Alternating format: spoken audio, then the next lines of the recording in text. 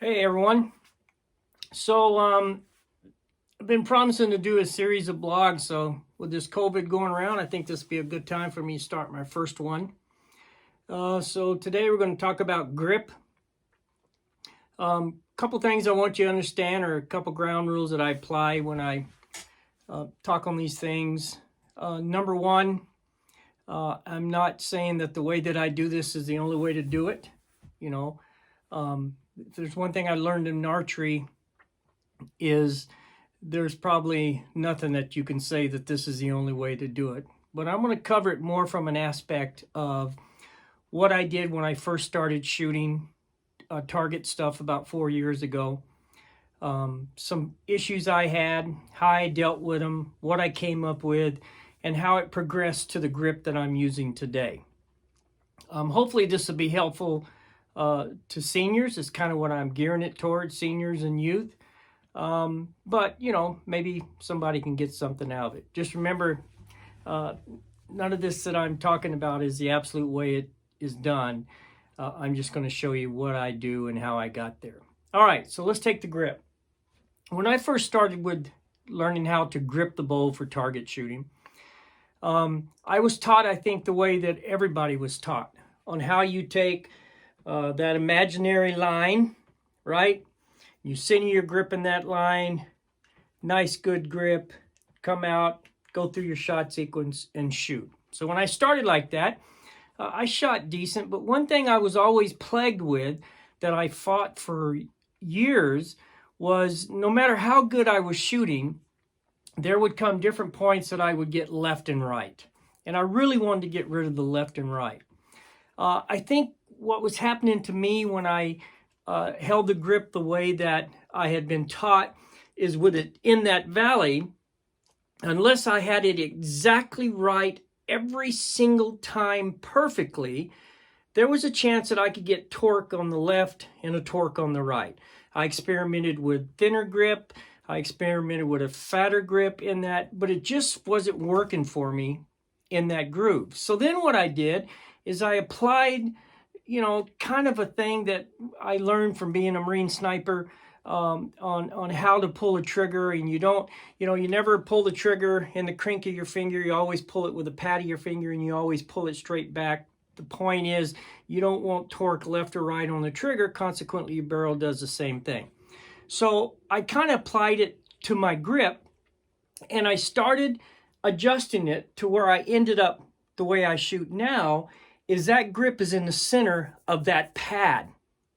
Now, what that allows me to do is adjust the bow, put the grip in place, nice steady grip in the same place, and for me, it eliminates that left to right torque. Now, occasionally, I'll still get that left or right, and I'll shoot an arrow left or right, but as a rule, it eliminated that left to right torque because there was no edge. There wasn't a valley on one side or go up on one side. It was laying on flat terrain. So in my shot sequence, when I grip the bow, and if you notice when I shoot, I take a lot of time, what I consider a lot of time, in setting my hand in that grip in my shot sequence before I even put tension on the bow, lift the grip up, and execute my shot. So by doing it in the center, I eliminated those torque things that I had. Now, is this something that'll work for everybody? Probably not. Is it something that you may be able to get something from? I hope so, because I really struggled with it. And for me, it was really, really important. It was kind of a game changer. I seen my scores drastically change when I learned how to shoot it. Now, did I shoot it automatically perfect out of the box? Absolutely not. I had to practice the grip. I had to blank bell a lot. I just did the same things that I do in a normal training sequence with blank bellings and aiming drills, but I eventually built the confidence. And once I got the confidence, when you see me go the line and I grip the bow, I'll spend 3 or 4 seconds to get that exact same sweet spot. So now when I'm pulling back on the bow, all the pressure is coming straight back, and it's not allowing that bow to torque left or right. All right, so that's one of the things I did with the grip that worked really well for me. Hopefully you know, maybe you can get something out of it. Doesn't hurt to try it. If you try it and it works for you, outstanding. All right. So a couple other things. If you like this video, you know, let me know. Share it, you know, if you can with people. If I can see that, you know, it's being shared and people are actually getting something from it. Hey, there's always two ways to look at it. You could get something from this that could be positive, or you could get from it that you're positive you're not going to grip the bow the way I grip it. So either way, it could be something that you could benefit from. So next week, I think what we're going to talk on is on releases. Show you a little thing on my release.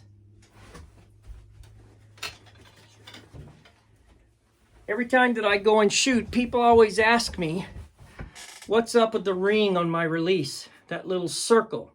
So we're going to talk next week on the release, how I went to shoot the release, some of the things that I struggled with the release. To me, in my indoor and outdoor game, but really in my indoor game, everything for me on my shot sequence pivots on my release. I've got to be in tune with my release.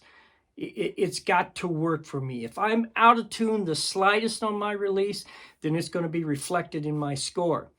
The release is something that you should be able to break your shot and not even think about it. I seen something in a George Riles blog that he was doing one time, and he was talking about the release, and he says, you know, if you're at full draw and you have to think about your release, am I doing this right or just doing this right? You might as well take your head, turn around and look at it, because you've taken all your concentration away from sight, picture, and everything else to focus on that release. So we're going to talk about where I started with the release, some of the struggles that I came into the release, and how I ended up with the release that I have now. Now, I think it's a pretty good system. The reason I know, I've seen a lot of people that I've met and talked to over the years. I see them show up at tournaments, and all of a sudden they got that little ring on that release, so they got something similar. So we're going to cover that in our next one. So remember, if you liked it, share it with people. Let me know if it looks like that it's people are enjoying it and they're getting something from it. I'm going to continue to do it. Another thing really quick, waiting on the new 38 G2s to get here. As soon as they do, I'm going to go over them, kind of do a little blog on them and talk about them. I'm really excited about getting that new 38. For those you know me, I really felt last year that the 40-inch TRX was a game changer for me with that new cam. The fact that they put that on a smaller axle to axle in the 38 this year, I'm really excited to get that bow and shoot. So we'll be doing that in the weeks to come. All right. Well, hope it works for you. Go out and practice in COVID. Just because of COVID don't mean you can't shoot. You can still blank bail. You can aim drills. You can shoot 5 yards. You can shoot 10 yards. There's plenty to do in this. And hopefully we can get some of the tournament on schedule. All right, guys. See you later.